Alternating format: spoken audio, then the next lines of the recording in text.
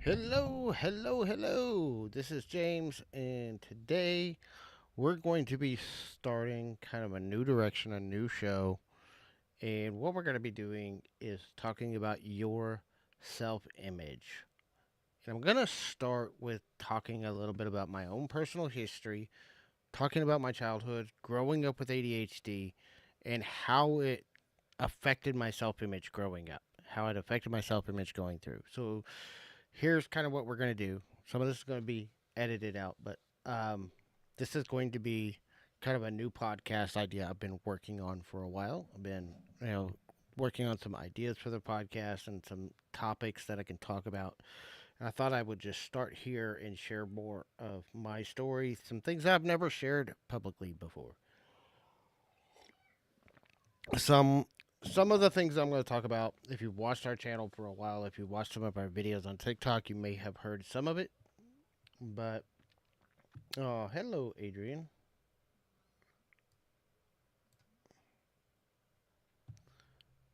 But yeah. So I'm trying to work all this out.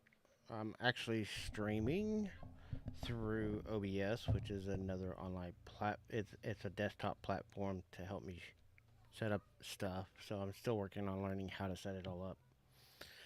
But growing up, I was, I see a lot of people. I got involved in TikTok in the ADHD community about 2 years ago, and for me, I've been looking at a lot of different things in my own life and working through. And of course, everybody's got to come in right when I get started. Jesse, later, go. I'll see you in a little bit.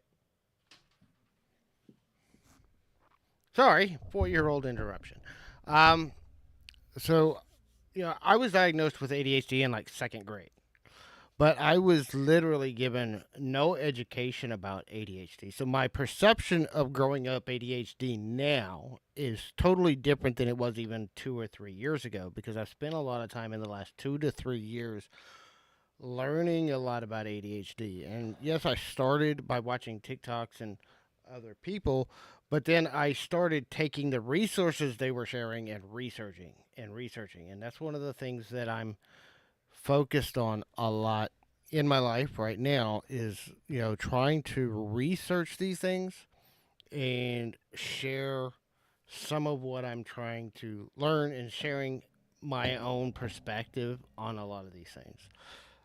So for those who may not know, ADHD is attention deficit hyperactivity disorder, and I was diagnosed as a child. I grew up on Ritalin, which is a pill that they give.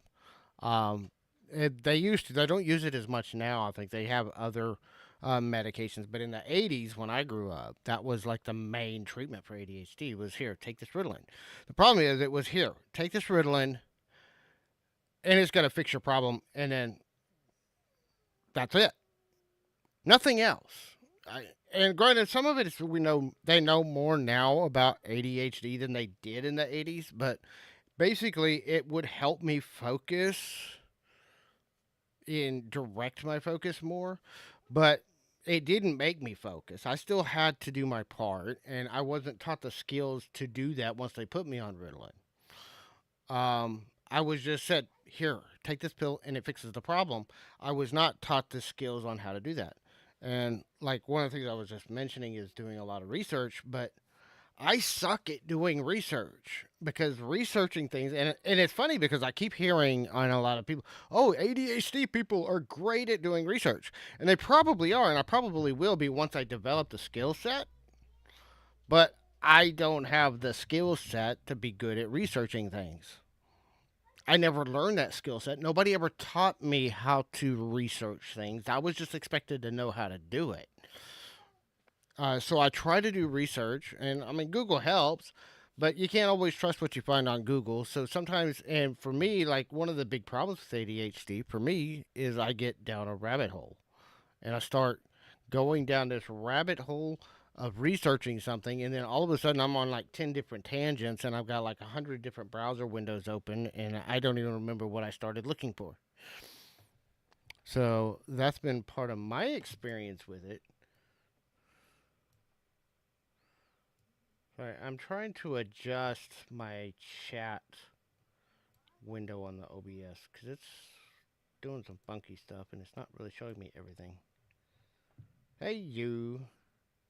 Hi, DJ.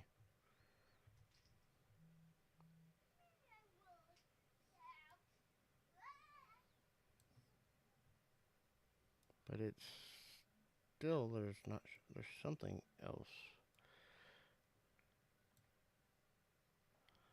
Yeah. I'm not great at doing the research, compiling it, and I'm great at reading through it once somebody else does it. Um, and like one of the things that's always been frustrating for me is like I hear a lot of people that their best advice, like for entrepreneurs, like I've been trying to work on business stuff, and the best advice that people give me is, oh, outsource, outsource, outsource, pay other people to do these things that you're not good at. Well, the problem is when you have no money to pay those people and no, you don't have enough income to even pay your own bills, you don't have the income to pay other people to do stuff for you. Because I'm all about outsourcing, and I have a list of things that I will outsource as soon as I'm able. But that's, again, there's my ADHD again going up on a tangent. But the thing is growing up, okay, I was given a pill, and as long as I would sit in class and not cause a disruption, that was controlling my ADHD to everybody else. They didn't care that I was struggling in every single class. They didn't care that I was failing in classes or barely passing if I did. And it wasn't for a lack of comprehension, it was just getting me to do the work half the time. Like, I hardly ever did homework. Hardly ever throughout my entire school did I ever do my homework. And sometimes I failed classes because my homework was enough of a percentage of the grade to cause me to fail. And sometimes I could do well enough on the test to compensate for the lack of homework assignments being turned in. But not always. It didn't always work out that way. So this was frustrating, and I've always had people, I've been one of the ones that you sometimes hear people talking about, oh, you're not living up to your potential. And that's true in a lot of ways. I haven't lived up to, quote, my potential in a lot of areas in my life. I think that's better. I think I got the YouTube chat thing figured out now. Okay. So now I can see the chat. Um, but I never really lived up to that potential. And this caused me a lot of struggle. It's also, and I've heard this statistic. This is part of where I've been trying to do some research. I've been hearing the statistic passed around a lot, and nobody's quoted a source for this information. And I have been searching for a source of this information and gone down 100 other rabbit holes in the attempt of searching for the source. But I've heard that people with ADHD receive up to or more than 20,000 more negative feedback comments growing up than a normal person. Now, I do not know the accuracy of this because I could not find the source of that quote, but I'm hearing a lot of people passing around that quote that they're estimating that people with ADHD receive more than 20,000 negative comments. And when I'm focusing on self-image, your self-esteem, how you look at yourself, if you are inundated, especially as a very small child, because most of your self image is dictated by feedback you get from other people. And so, if most of the feedback you're getting from other people is negative feedback, it's about how horrible you are. It's about how you're not living up to your potential. About how you're not good enough to do this. How you just don't understand or you just don't get it. This creates this negative self image and this negative self worth. And, you know, something that I don't know if you ever watch some of these old TV shows. like Steve Urkel and some of those old high school type TV shows. I have flashbacks watching those shows because I was the nerdy, shy, quiet kid that got beat up all the time. They got stuffed into the lockers. That was me. I was one distracted and ADHD. Even with Ritalin, it helped, but it didn't take it away. I was not the smartest person in the class. I was not athletic. I was small for my age. I didn't actually grow into my size until I was in my 20s. When I graduated high school, I had a baby face, so I looked younger than everybody else. I was the smallest kid in the class most of the time. Uh, and that left me open to bullying. And then I was also raised in a very strict household, and I was taught growing up that if somebody is picking on you or fighting you or whatever, you do not fight back, otherwise, you're going to get just as much trouble as they do. So I never defended myself. I was taught from a childhood not to stand up for myself and not to advocate for myself ever in any capacity. And if I tried to do it at home, I would get in more trouble. If I tried to do it at school, I would get in more trouble. So everywhere I went, I was inundated with this. If you stand up for yourself, if you stand up for yourself, you will be in more trouble or as much trouble as the people that you're standing up against. And so I grew up shy and reticent and not wanting to engage with people.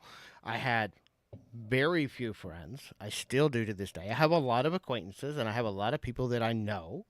I meet people, but I don't have what I would really call close friendships with people.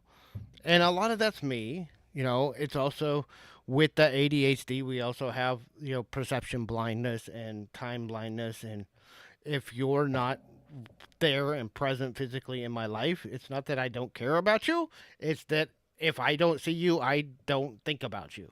And it's not personal. I mean, the other day, I was like, saw that I had missed a call from a family member that I hadn't talked to in months. And it's not that I didn't care about them. I was like, oh, shoot, I haven't talked to them in a long time. They're not on social media, so that I don't see them there.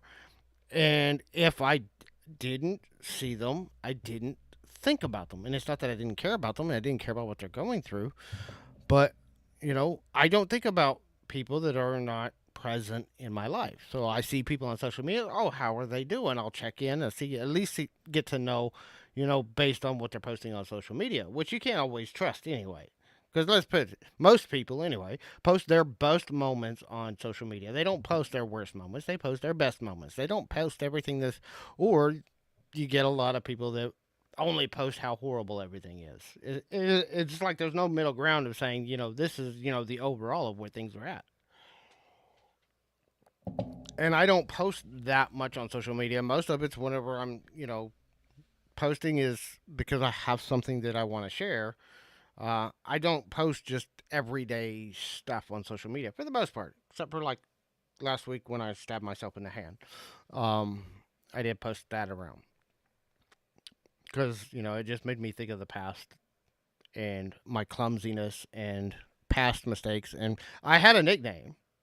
For people that saw some of my social media posts may know this. I had a nickname in my, I don't know, I was 18 or 19 years old. I stabbed myself in the stomach with a knife. Long story. Unintentionally. It was an accident. But I earned myself with my friends group at the time the name Stabs Himself. And they called me that for years, and some of them still do now. And that was over 20 years ago. Uh, and so when I posted that on social media, I was like, yeah, stabs himself, strikes again. I stabbed myself in the hand. I didn't intentionally do it. It was a knife falling off the counter, and I tried to catch it. But, when I was growing up, they gave me the Ritalin, and as long as I sat still in class and I didn't cause disruption, then they called that the problem solved. Yeah, I'm glad you clarified it was not intentional. I have never intentionally stabbed myself that way. I have intentionally cut myself. That's a whole nother story. But I have never intentionally stabbed myself. Um, One of the things was like when I was 19, we'll get to that part of the story in a little bit. Let me go back. Um, Stabby McStab was a thing. I don't recognize that name. I don't know. So, you know, as long as I paid attention in class or as long as I wasn't disrupting the class, they didn't care how much I was actually paying attention unless they called on me to answer a question. And sometimes I could accidentally answer the question correctly, even if I didn't understand. One of the things that I've been learning a lot about ADHD is auditory processing disorders are very common. And by the way, I have an appointment in what, 2 weeks? It's later this month. I think it's in 2 weeks. I have an appointment with my doctor to talk about my ADHD and see about getting me situated with the help that I need to develop the tools I need to manage it. So that's upcoming. But as long as I wasn't disruptive, sometimes I could answer their questions, and sometimes it's when people are talking to me. You ever hear the old Charlie Brown cartoons? Wah, wah, wah, wah, wah, wah, ah, wah, wah, wah, wah, wah, wah, wah. And every time the adults are talking, that's the way they sound in Charlie Brown, right? A lot of times, that's literally what I hear when people are talking to me. I do not hear the words that are coming out of your mouth. All I hear is wow, wow, wow, wow, wow, wow, and my brain does not process what you said. So I may ask, and this pisses people off. And this is part of the problem. I was berated for asking people to repeat themselves so much when I was younger that I stopped doing it. And I would just acquiesce and go along with whatever they said. And like, if it's important, it'll come up later. Because if I ask, I get berated. This was part of that self image and that low self esteem that was already building. It's your biggest issue. It's one of mine, and it still is to this day. Sometimes people will talk to me, and it will just like I might as well just be listening to that teacher in Charlie Brown because that's all I heard. Or sometimes I will hear it, and then we also have the working memory issues. So you might tell me something, I might agree with you, I might even be all on board with it, and 5 minutes later, I don't even remember the conversation ever happened because it didn't sink into my long-term memory. It didn't stay in my get deep enough into my working memory, especially if you're inundating me when I'm in the middle of something else. Like if I'm working or if I'm in the middle of a game or I'm doing something and you come and talk to me, and this is all part of the ADHD. But it's also this is stuff that I berate myself for. I beat myself up for this stuff to this day, even though I'm getting better at it. I'm better at it now than I used to be, which is one of those big mottos in my life is I'm not perfect, but I'm better now than I used to be. This is something that has been a huge inflection in my life is I don't remember things. People want to know, "Oh, what happened like recently, I played Final Fantasy 14 and I lost my account because I lost my phone and I had a two-factor authentication thing on my phone for them, and because I didn't disable that two-factor authentication, I couldn't recover my account. And when I talked to their customer service, they wanted to know the exact date I started my account. And they wanted to know all these details about when I started my account. Well, that was 20 years ago. I started my account with them in like 2003. So I do not remember what date in 2003. I remember it was 2003 only because the game I set up my account with them for came out in 2003. And I was playing this game with a bunch of friends. So I know it was 2003. Hey, Papa Smurf. And I cannot tell you the date I started that account. I could not tell you what phone number I had in 2003 when I started that account. I barely remember the address that I had in 2003. And the thing is I actually moved in 2003. So do I remember, was it before I moved or after I moved? Which address would it have been when I started my account? I moved that year. I know that because that was when I my ex-wife and I bought our first house was during that year. And I don't remember exactly when we moved and when we started playing the game and started. I don't remember. It was all around the same time. So I don't know which address to give you. So, this was, and this is something that's been going on since my childhood. People want to know, oh, well, tell us the stories of your childhood. I can't tell you many of them. And most of the ones I do remember, I do tell sometimes when I want to make a point, but I try not to dwell on them because they're not very good. Because one of the things I have found with the working memory problem is that there's got to be one of two things that lodge something into your memory. It has to be repetitive or it has to be emotionally intense. And I think this works for everybody to some degree, but with ADHD people especially, it's essential. The emotional intensity. This is why we remember traumas like it happened yesterday, but we can't remember day-to-day stuff because it was in emotionally intense situations, which most of the emotionally intense situations I went through as a child were traumatic. So most of my memories of my childhood are the traumas I went through.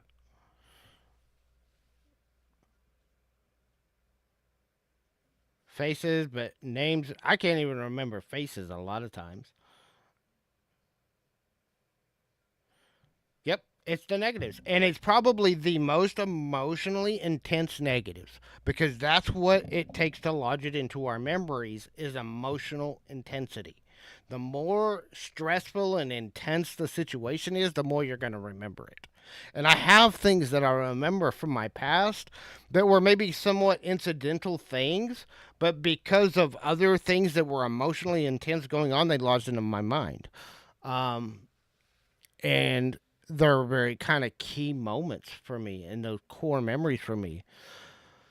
But at the same time, even looking at pictures, I can be like, yeah, I remember we did that, but I don't remember like we were looking through some family photos. We found some family photos in storage a few months ago. We were looking through them and we found some pictures of the one and only family vacation I remember ever taking. Now, I'm not saying we never went on vacation. This is the only vacation I ever remember. It's because we went across the country. Um, and I don't remember. I think I was 6 or 7 at the time. I was really young, but we went to Yellowstone National Park and we went to Mount Rushmore and we went to several of these, like, nature naturalistic attractions and stuff. And I remember that trip. I don't remember a lot of details about that trip, but it's the only vacation I remember ever taking that was actually, quote, a vacation, not like we would go to scout camp. So we would go, we got involved in Boy Scouts. And once we got into Boy Scouts, that kind of became our life until after I graduated high school. Because I was involved in Scouts. My parents were involved in adult leader training. So if we weren't doing something with the Boy Scout troop. We were doing something with adult leader training, or we were doing something with Order of the Arrow.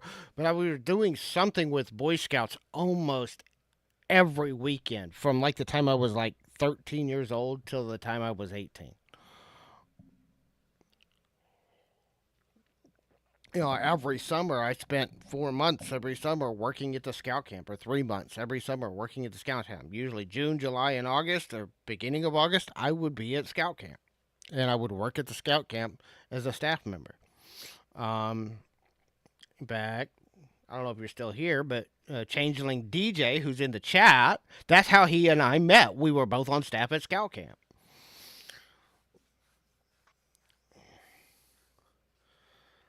I have to ask my mom, do you remember when I said I wanted to be as a kid? You wanted to be an artist. See, I don't remember what I wanted to be as a kid. Heck, I don't even remember what I wanted to be last month. I'm sure I went through a lot of things. I remember wanting to be a chef at one point for like, and that was like the longest term one that I had, was wanting to be a chef. But once I went to culinary school and I got through my first 2 years of culinary school, I realized I didn't want to do that full time for the rest of my life. I dropped out and I never went back to college. Um, that was my college. I went to uh, the El Centro College, which is community college in Dallas, had one of the leading culinary programs in the country at the time.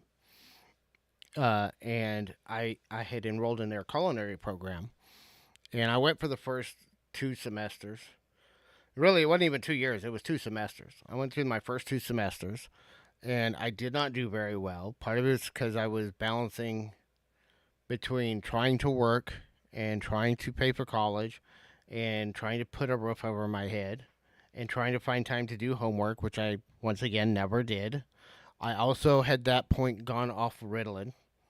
Bad mistake. If I was going to stay in school, I should have stayed on Ritalin. I should have stayed on Ritalin anyway. But, nobody also told me not to stop taking Ritalin. But I was constantly inundated at school with all this negative feedback from people. And maybe to me it was worse than it actually was too. I will admit this because I don't remember the good parts. So there might have been a lot more good parts than bad parts, and I just don't remember the good ones. Um, and I do remember that there were people that were, friends, and some of them are still friends to this day. I mean, my ex-wife and I met in elementary school. My wife now, Jessica, was best friends with my ex-wife in junior high and high school, and she and I knew each other in junior high. I have several friends that are people that I, at least somewhat stay in touch with that I met through school. Um, but most of that too was like from elementary school through junior high, which was ninth grade. We lived in San Angelo, Texas, which is, that's where we kind of grew up. And then my dad's job moved us to the Dallas Fort Worth area when I was in ninth grade. So he was already living in Dallas, and we moved in after the end of the school year. We moved up to Dallas. And so then 10th grade, 11th grade, and 12th grade, um, I went to 3 different high schools. So I went to 3 different high schools for my 3 years in high school once we moved up to Dallas. And I didn't really develop good friendships and relationships with people. I have more relationships with people I met through Boy Scouts because we all did Boy Scout stuff together, no matter where we lived in the Dallas area. But as far as school, I didn't really very good relationships with people in school. Part of it is, again, by that point, I was already shy and reticent, so I didn't outgo and make friends very well. I was all over the place. I had zero support system for my ADHD, even though I didn't even really know that 90% of the problems I was having was because of my ADHD. I had zero support system in place. I had nobody looking out for me. As long as I wasn't disrupting class, they didn't care whether I succeeded or failed, as long as I wasn't disrupting other people from succeeding. We were all as mad as March hares. Yep. And, one of the big areas, and I still struggle with it. You can see my mess behind me.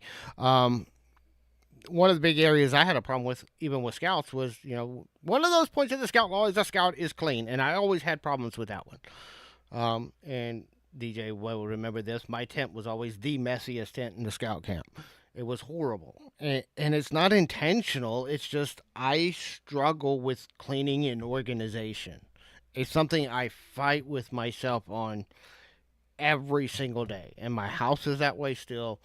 I'm still a mess. It doesn't help that I was raised by a hoarder who may or may not have been neurodivergent herself and just undiagnosed. I don't know. I know she had a lot of other issues, but she also was a hoarder, literally. And so didn't develop the skills on how to do those kind of things. I was just expected to know them. And that's one of the things I have found repetitive. That is a repetitive cycle in my entire life. In school, how to study, how to do research, how to do all these things. These are things I was supposed to be learning in school, and yet in my case, I was just assumed I already knew how to do all that stuff. Maybe it's because of changing schools as often as I did. They assumed I already knew how to do it from other schools, and I didn't. So I never was taught how to research things. I was expected to do research papers, but nobody ever taught me how to do research.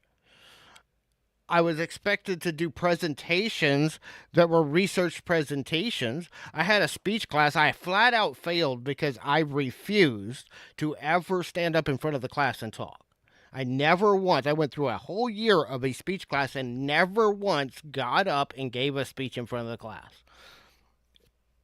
And part of it was because a lot of the people that were in those classmates were people that were constantly making fun of me. I had other classes with some of them, and as soon as we would come into the class, and I even had days that I kind of had a speech prepared, a speech in mind for whatever our topic for the day was, but I would not. And the fact that this is why, I think it's crazy that I'm out here, doing YouTube videos, doing TikTok videos, doing podcasts, and I've been doing this for like 14 years now, in different forms and trying to find something to stick with. But one of the things that I found was, I actually enjoy public speaking. I enjoy talking to people. I enjoy communicating with people through my words, but I didn't learn that back then. All I knew was, and this was, Adrian said it in the chart, is RSD, which is rejection sensitivity dysphoria. When you have everybody picking on you and making fun of you, and you have RSD, and I've always wondered the chicken and the egg on that. Does RSD cause you not wanting to get up in front of talking to people, or do you have RSD because everybody picked on you? Or, does it cause you to behave in a way that causes more people to want to pick on you? Which one kind of comes first? For me, I don't know which one started it, because as far back as I can remember, they've both been there. I had people constantly picking on me, and I didn't want to talk in front of people. And I had to force myself to come out of my shell and start talking to people when I started doing online content. But, going back to the ADHD, I had a rejection sensitivity. I had all of these issues. And we have, what is it? We have a low self image. We also have imposter syndrome. So I always feel like I'm fake. That's one of the reasons I'll start doing a new YouTube channel, and I'll start doing it, and I'll do good for a few months, and then all of a sudden I'll quit and I'll disappear, because that imposter syndrome, especially when I start getting some momentum and I start seeing some positive feedback and some reinforcement, that imposter syndrome kicks in, and I feel like I'm being fake. And I feel like, oh, they're going to see right through me. They're going to see that I'm not this expert, that I'm not perfect, and that I'm not a professional, or that I'm not all these things that I expect myself to be. And, I'm trying to learn to be easier on myself with that, but it's really, really hard. It's one of the things I want to talk to my doctor about. Uh, because of neurodivergence, we have trouble holding our emotions together. We already often have strong emotions. I think we can be innate or developed. Yeah, it can be. I think it's a mixture of two. These are some questions I want to ask my doctor when I go to see them in a couple of weeks. Is the rejection sensitivity? Do I have rejection sensitivity because I was so picked on, or do I just realize that I was picked on because of my rejection sensitivity? And part of the reason why I come to that is because I also know, because I have other friends and people that have been a part of my life for, several years, that I met after high school or met during high school and became friends after high school, that they pick on me, but they also will be very upfront. If I don't pick on you, it's because I don't like you. And they're like, if I wouldn't pick on you if I didn't like you, kind of thing. And I don't know that there wasn't some of that going on in elementary school and junior high and high school, and I just didn't recognize it. I just saw somebody picking on me. But then the part that a lot of people don't know is I got all this stuff at school, right? So we had all this stuff. I was the kid that was picked on, I was beat up. And then I would go home and I was picked on and I was beat up. I did not wear shorts until I was in my 30s, and part of that was because I grew up knowing that if I wore shorts, people would see the bruises. And that's not something that a lot of people know. I've mentioned having an abusive stepmother, but um, I've never really talked about the specifics of the abuse. There were times I could not wear shorts. I could not wear um, sleeveless shirts or long sleeve shirts because if I did, people would see the bruises. And I did not wear shorts and short sleeves until I was almost in my 30s. I was in my late 20s, early 30s when I started finally wearing shorts. And it was hard. It was hard hiding that because this is part of where the imposter syndrome too. I was, talking. One of the things we do as ADHD people is we mask. Well, guess what? When you're in an abusive situation at home, you learn to wear a mask, and I learned to mask really, really well. I learned to hide what was going on at home. I never talked about what was going on. I never had friends over to my house. Never once in my life did I have friends come over to my house because I never knew when she was going to go off and start swinging. And then it wasn't just a physical, there was also a lot of verbal.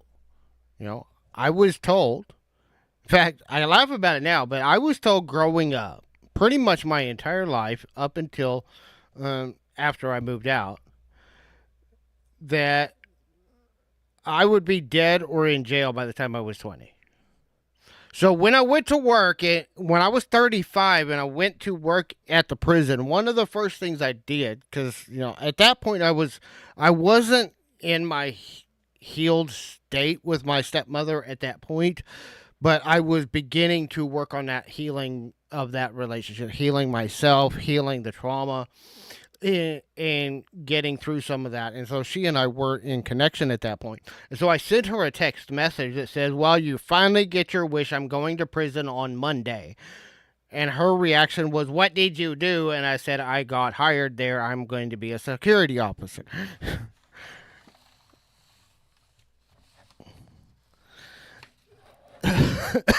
And she kind of got mad at me for how I informed her of such a decision. Now, that was one of the worst experiences of my life, too. It was great. See, this is one of the things, too, with ADHD people. School was somewhat structured, but not structured in a way that benefited me as an ADHD person. I've heard a lot that the military is. I can tell you, working in a prison, working in that environment, it's a very, very mentally and emotionally toxic environment. And for that, I say it was one of the worst jobs that I ever had. On the other hand, I think part of the reason why I worked there for 6 years and I was able to stay in that environment for 6 years, no matter how toxic it was, one, I was able to somewhat separate from the toxicity mentally. Not completely, and I'm still working on healing some of that in my own life now. And it's been 3 years since I worked there. But it gave me something that I hated, but I needed, which is structure. It is a very structured, very much, these are the policies and procedures you have to follow. And a lot of it wasn't even the company we worked for because they had state guidelines we had to follow. But it gave me a very structured system. And that was helpful for me with staying on task, on target, getting the job done. And there was enough variety within the structure that I didn't get bored. There was always something weird going on or some new thing going on, but it happened within this structured systems and processes that allowed us to navigate the chaos in a structured way. And that was really, really helpful. And one of the big problems I've had, like with my YouTube growth, with my reselling business, I don't have that structure. When I went to work for myself and I left working at the prison, one of the big downfalls that's caused me to struggle in that is I don't have that structure in place. And trying to figure out how to create that structure, because I know it. This is again where ADHD people sometimes know things, but we don't know how to implement it. Figuring out how to create that structure is one of the things that I have ripped my hairs out over for 3 years.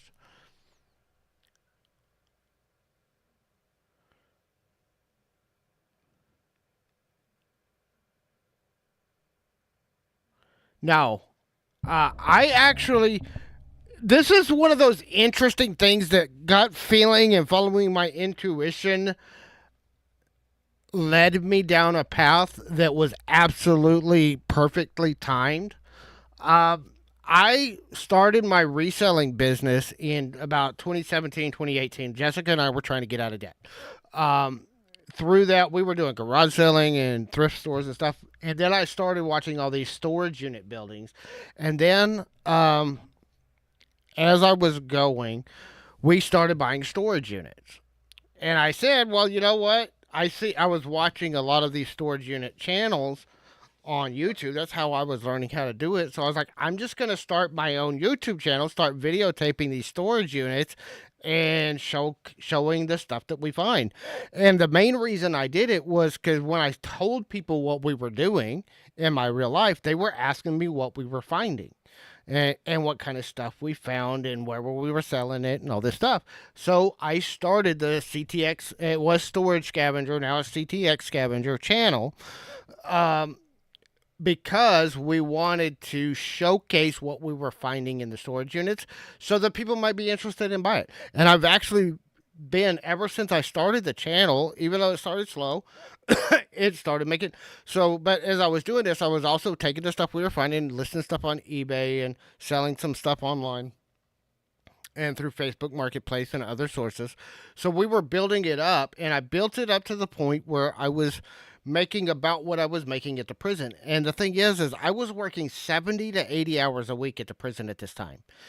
And I was trying to work, maybe 4 or 5 hours a week working on my business, and I was making the same amount of money. I was making the same amount of money working 5 or 6 hours a week on reselling as I was working 80 hours a week at the prison. So I was just like, and then there was a lot of changes going on in the prison. So this was in 2019. I put in my notice in October, and I left the prison in the beginning of November of 2019. A week later, or really it was just a few days later, but the actual event happened a week later. I got invited to go do a collaboration with a channel with almost 100,000 subscribers. And that's what put my channel on the map. I went from having about 50 subscribers to having 300 subscribers literally overnight. And then I started getting involved in Dean Nimmons and Nick Nimmons and started learning how to grow on YouTube and how to do all this stuff with other channels. And that's how you and I met, was through D and Nick's and some of the other channels. So that's, for me, it was, but that was in November of 2019. And then December, things were kind of up and down because Emily got really sick. And then in January, Jessica got sick and was in and out of the hospital. And my business was up and down because I was struggling to be consistent because of everybody being sick. And then COVID broke out in March. But I left the prison in November right before everything went to chaos. And that's when I started reselling. And then I started the Serenity Journey, and I started doing other stuff, and backed away from the reselling side of things for a bit. But now I'm kind of trying to juggle 3 different projects at once. So I got the CTX Scavenger stuff Most of what you see behind me is stuff that we're trying to sell for the reselling business. I've got this channel where I'm working on more of my internal stuff. And then I also have another one that's the name is Cambric, Kambrik, and it is a gaming channel. Cambric is my character in Final Fantasy 14, and we're streaming that on Twitch.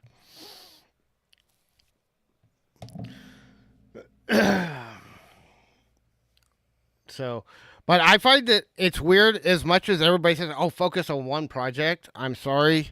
My ADHD brain trying to focus on one project has been what's driving me crazy. And when I said, okay, I'm just going to do all three of these, all of a sudden it's like I'm getting stuff done on all three of them. Just slowly, surely, a little bit here, a little bit there. We work on this one for a little while. We'll work on this one for a little while. We'll work on this one for a little while. And we're going to move things forward. So, one of the big issues that I had with growing up with ADHD is, I talked about the rejection sensitivity. I talked about these things. All of these things kind of culminated into me being low self worth. I was worthless. I had this deep seated belief in myself of how worthless I was and how I was never going to amount to anything and I couldn't do anything. On top of that, when I was 19, I hadn't really, I don't remember, and I know I had to have because of how controlled it is, but I don't remember ever going to see the doctor after we left San Angelo, which was like when I was 14, until after I graduated high school when I was 19 or when I was 18. But the Ritalin kept coming, so I had to have seen the doctor, I would think, but I don't remember seeing the doctor. But I got zero support other than here's your prescription of Ritalin until I was 19, and all of a sudden the Ritalin ran out. And then there was, I wasn't going to see the doctor, I guess, so they weren't refilling my prescription.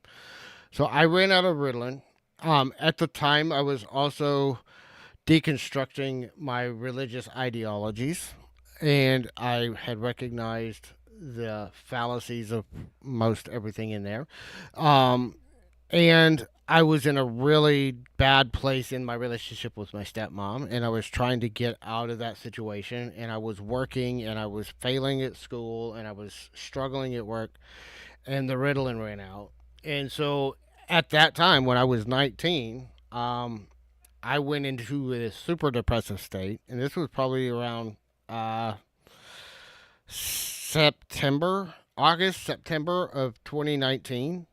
Or, no, not, I was 19. So it was September, October of 1995. And when all that stuff was hitting all at once, I felt really depressed. I felt down, and I was at the lowest point in my life. Um, and I attempted suicide, and I did try to cut my wrists. And luckily, I failed. I'm still here. But luckily, some people that knew me at the time recognized something was going on, and they got me help. And they got me help on multiple levels. And they got me out of the situation I was in my house. And they got me into a spiritual community that was non religious and started teaching me how to survive outside of the context of being where I was at. Now, they did not understand ADHD, and there was a lot of struggles that we had later. Then I now know that a lot of the struggles that we had in that relationship were because of my ADHD, and they didn't understand ADHD either. Um, but there was some people that reached out and helped me to save my life. That was in I was 19 years old, and that then took me the next 10 years of my life was spent deep in understanding spirituality, self-help, personal development. That's really what started me on the path to where I'm at right now. That's what started me on the path of studying psychology, spirituality, philosophy, all of the things that I could study to help me to try to understand why I was failing at everything and why I felt so bad about myself. And that's where I'm at today. That's what led me up to that. And so when I was about 19 years old is when this journey started. And now I'm 48. I'm fixing to turn 48 technically. I'm 47 and, you know, 89%. I'm going to be turning 48 next month. But, so it's been almost a 20-year journey of learning, growing, healing. And it's not linear. It's like up and down. Make some steps forward, take some steps back, go sideways. Let's take a different tangent path. Let's try something else that's not. This path isn't quite working for me. I like these things about it, but these are things that I don't like about it. Let's take a totally different direction. And that's the way my life has been for most of the last 20 years. I'm constantly going here and there in that way. I've studied everything from philosophy.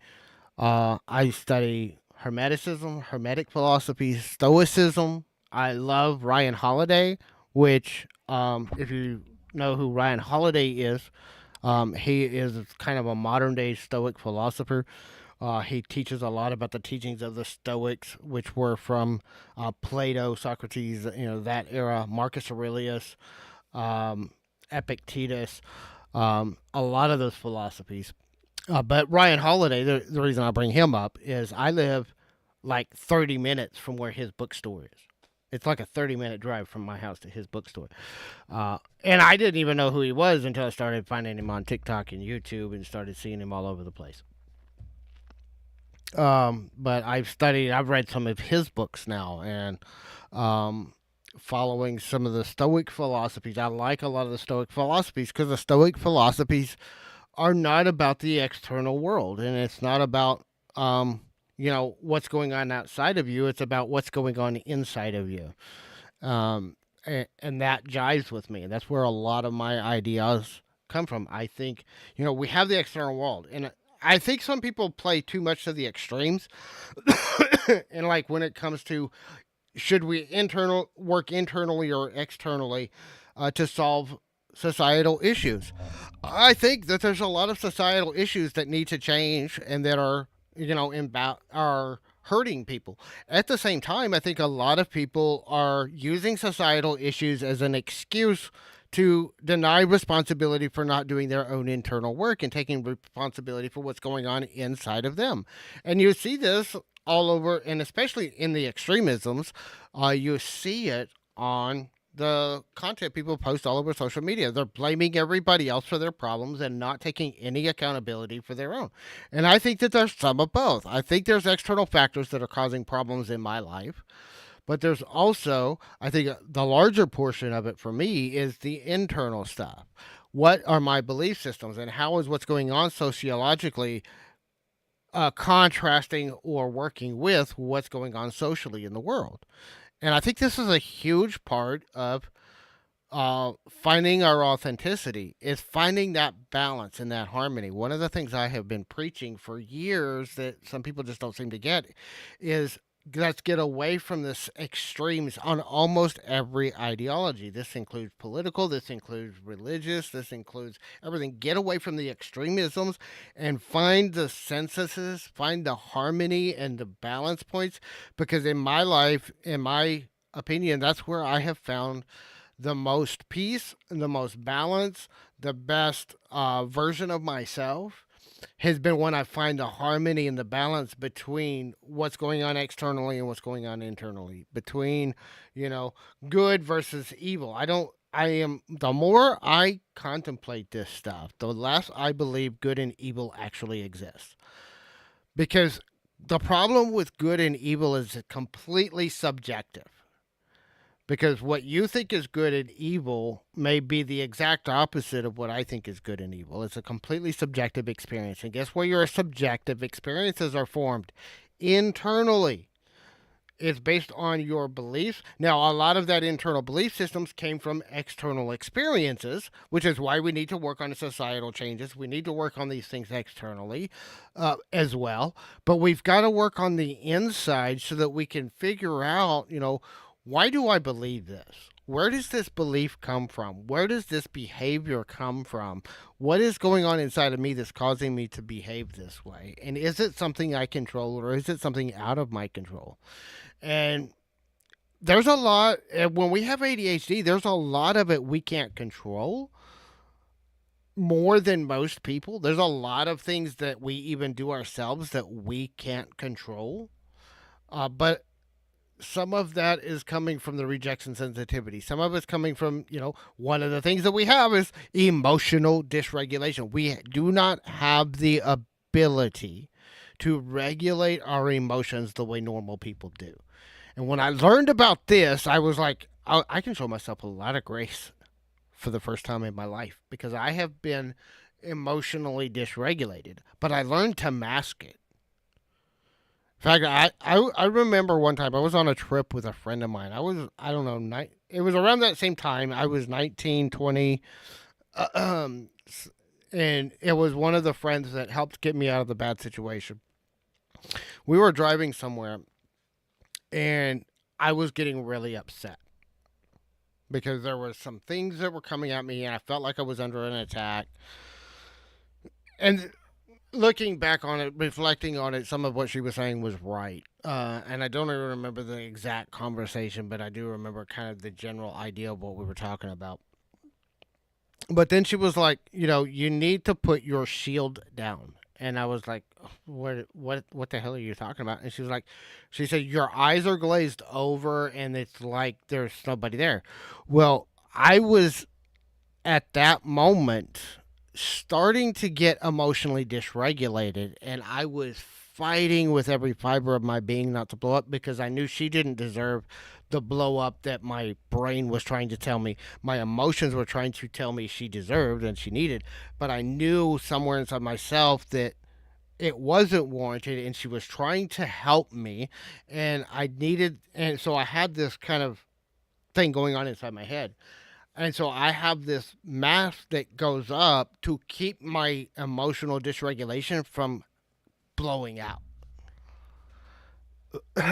and especially hurting people.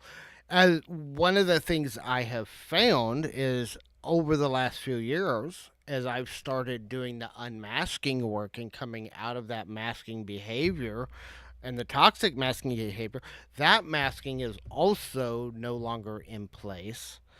And so people see a side of me that they don't like to see. And I'm often accused of being, some very not nice things because when my initial regulation, that mask that I always used to hide my emotional dysregulation is no longer there.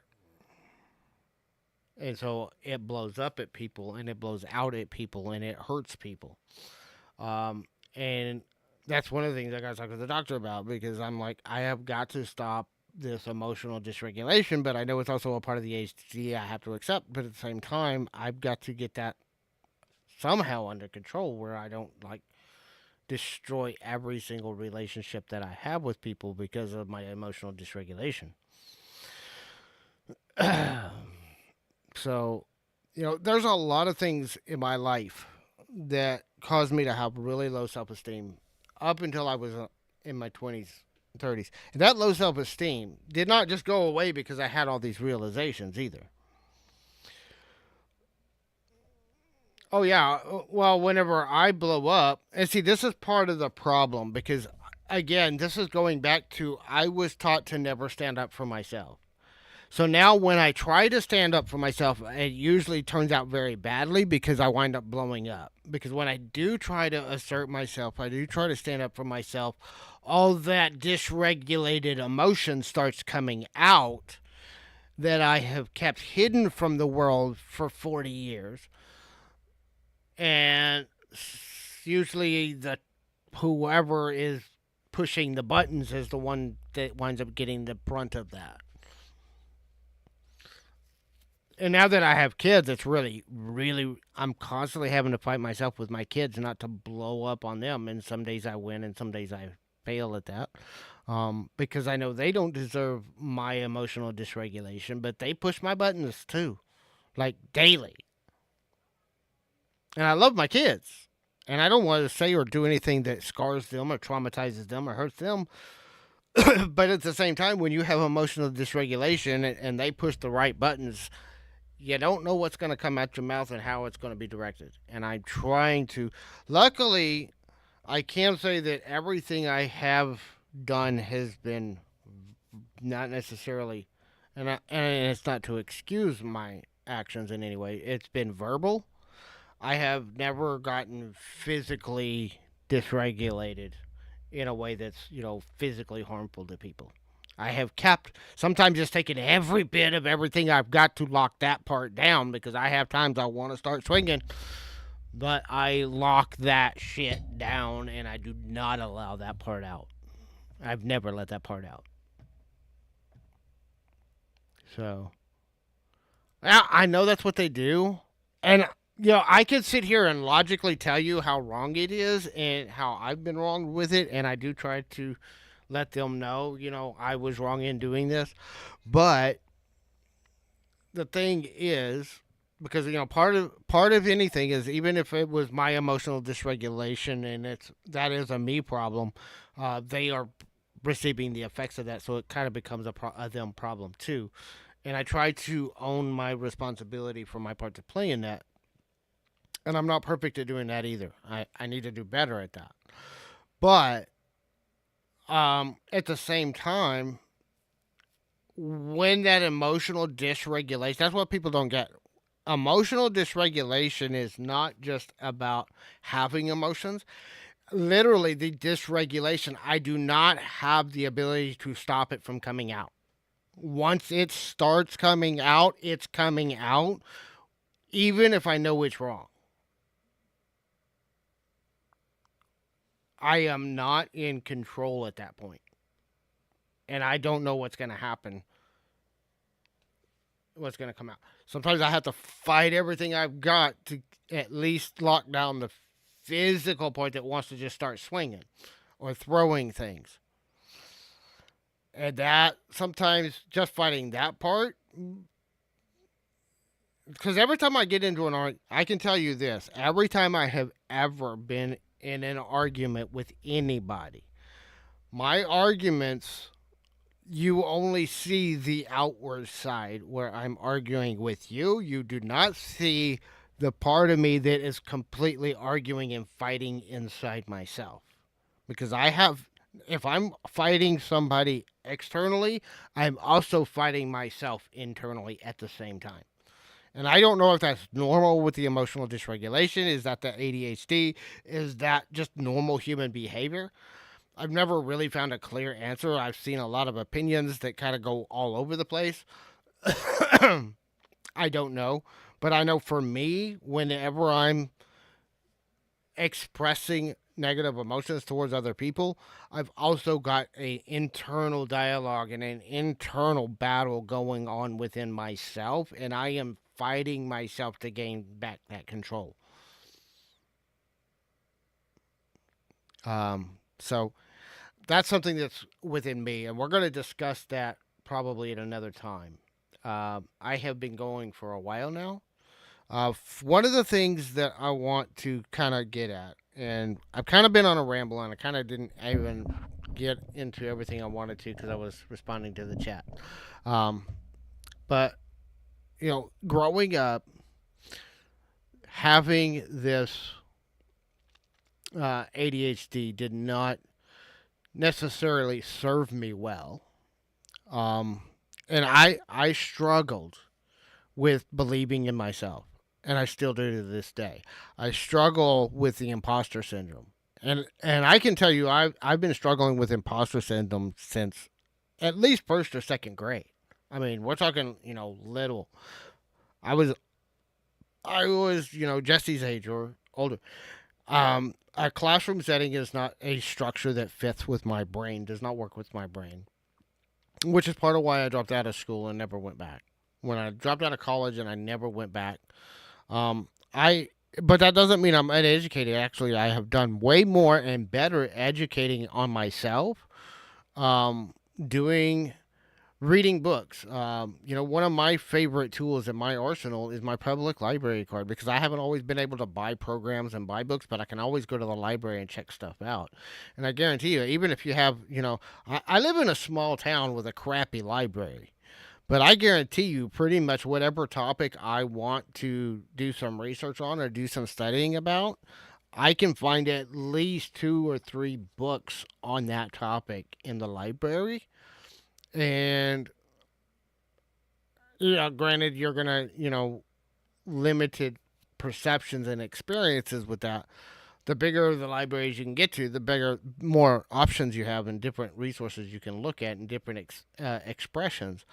But I can also read stuff and pick up patterns. I can see, and especially in areas I've already worked in my own life, when I've worked on certain patterns in my own life, I can recognize those patterns in other people. And this is where a lot of people get mad at me sometimes, and this is where sometimes I get into matches with people in my personal life where I will see a behavior pattern in somebody. And I know the cause of that behavior pattern because I have seen it and I have experienced it and I have worked my way through it. I know the mental and the emotional things that go on inside that cause that behavior pattern. And sometimes, if we want to change a pattern of behavior, we need to find the root cause of the behavior. And it's usually something psychological, it's usually something in your paradigm about the world, it's something in your subconscious programming. And 90% of our lives are lived based off of a subconscious program. This is below consciousness. For a reason, it's called subconscious. And so this has been kind of one of the key areas of my study over the last 30 years is understanding the subconscious mind, understanding human behavior patterns, understanding, and I've looked at everything from personal development, coaching, behavior transformational therapy, cognitive behavioral therapy, all kinds of different psychology. I've been studying almost anything I could get my hands on to help me to understand myself for 30 years. Spirituality, um, higher consciousness, metaphysics. I even study weird things like astrology, and a lot of people think, oh, well, that's all hokey stuff. I thought it was too until I started studying it, and I started realizing, well, the reason why it's hokey is because people pay lip service to it, and they only look at the surface level stuff. They don't look at the deeper meaning of it. And there's combinations of ADHD and autism. That's actually one of the things I want to talk to my doctor about because the more I studied and looked into in the last 2 years, ADHD has been one of the big areas of focus. And as I do that, of course, there's a lot of blending between ADHD and autism. There's a lot of what they're now calling ADHD, which is autistic and ADHD in a comorbidity, which is more and more being found extremely common. I think the last statistics I said was probably 40% of the people with ADHD also have some form of autism. And that's still because they're very conservative in those estimates because it's still very newly being researched. Um, but yeah, I mean, you're looking at 40%. You're getting really close to half the people with ADHD also have some form of autism. Um, so I am pretty sure that I have some of the autistic traits, but I've never had an autistic diagnosis, and I'm not claiming autism. That's one of the things on my list of things to talk to my doctor about. Um, is possible assessments, possible, looking at it. And the other side of this is with as much trauma as I went through and as much bullshit as I've got in my life, there's a lot of things that can look like autism that can also be trauma response. So this is something I really need to talk to my doctor about. I'm not claiming autism, but I see some similarities in myself and a lot of the ADHD community. I see the signs that it's possible, but I don't know yet. I haven't done an evaluation. Um, But one of my things is trying to create the systems, trying to figure out systems and tools that will work for me to help me control my ADHD, control my symptoms, and live with it in a way that I'm not failing it pretty much everything, which is pretty much the majority of my life. I have spent so much time, and I try to be optimistic. I try to be realistically optimistic, though. I'm looking at it realistically, knowing that I'm in a really bad place right now, mentally, emotionally, spiritually, financially, physically. I'm not in the best place. I'm not in the best shape. I still smoke. I still haven't quit smoking yet. I've been talking about quitting smoking for about the last 10 years, and I still haven't successfully done it. Um, I cut back and then I get back on it because I am using caffeine and nicotine right now to stimulate my brain to keep me functioning at some level of human decency. Um, I'm hoping if they can get me on maybe the proper medication, which with the medication shortages that have been going on, they may not even be able to do that even if they want to. They may not be able to get me the meds that I need. Because that's a whole nother story and a whole nother ballgame. I know a lot of ADHD people for about the last 2 years have been having trouble getting their meds. Um, and so even if they do prescribe me medications, can I get them? But hopefully, if I can get on the right medications, possibly I can get control of the smoking and get that quit and get the caffeine under control. Because right now, caffeine and nicotine are basically the only things that keep me somewhat functioning in society right now. And I don't function in society very often or very well, by the way. For most of the last 3 years, since I left working at the prison in 2019, I have been a hermit. I do not go out unless I have to.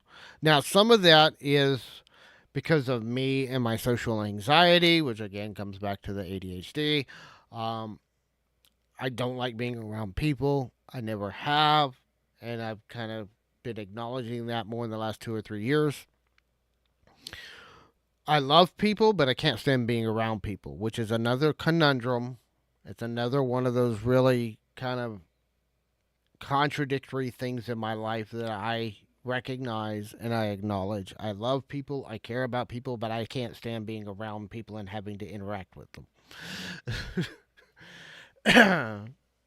So, but that's one of the things that has I'm trying to learn how to get under control. That's one of the things that I'm trying to learn how to manage, and hopefully the doctors will help me be able to do that. Hopefully they'll help me give me tools and resources. And it may just all be a flop. They may just look at me and say, "Yeah, suck it up and deal with it. Go on and live your life." I don't know. I've got an appointment to talk to them. I think it's in 2 weeks. It's sometime this month. I'll have to go look it up and see if I can remember when my appointment is. Hopefully I don't miss it. Uh, but it's been a long, long journey, and I'm hoping to get some things under control. Um, and a lot of what we're going to be talking about is we are putting together this idea and this podcast and this thing is sharing our personal experiences as I'm starting to learn how to do some of the research, doing some research and doing some more research stuff. I want to do some interviews with other creators and other, mental health professionals and other people to talk about how do we build a better self-image? How do we help other people get a better self-image? And that's all kind of some stuff that I'm planning. I got to figure out how to contact people and schedule these, how to set up the interviews, how to conduct the interviews. There's a lot of this I've never done before. So it's a whole new style of content. I'm also thinking I'm going to probably do some reaction type content. That seems to be really popular right now, where I'm going to be watching some of these videos on TikTok and and sharing my opinions and my experiences with the things that they're talking about. And even like I was talking about how a lot of what you see on TikTok is people just not taking any responsibility for their own inner work. And I'm gonna actually do some videos. I've got some videos saved on your TikTok right now for doing some reaction style content where I'm going to break down, hey, this is what they're saying. Okay, this is what they're doing. This is where they're denying responsibility for their part. And like I said, I see a lot of this where a lot of people want to blame everything outside of themselves for everything that's wrong in their lives, and they're not. I'm not saying there's not some truth to their claims, but there's also the other side, and both can be true at the same time, where society has a part to play in it, but so does what you're doing internally. What is your thought process? What are your minds? What's your emotions? What are you feeling? How are you dealing with this? How are you processing what society is doing? That has as much or more impact on your success or failure at things. And like, I am sick and tired of people saying that there's no opportunities for people when I'm like in this place of knowing and seeing massive opportunities right now, no matter what your race is, no matter what your sexual orientation is, no matter what your religion is. There are more opportunities right now for anybody in the world to be successful financially, in business, in personal growth, in connecting with other people, whatever it is you're trying to succeed at. There's been never more opportunities than there are right now. And I think that that opportunity is going to grow with the expansion of technology.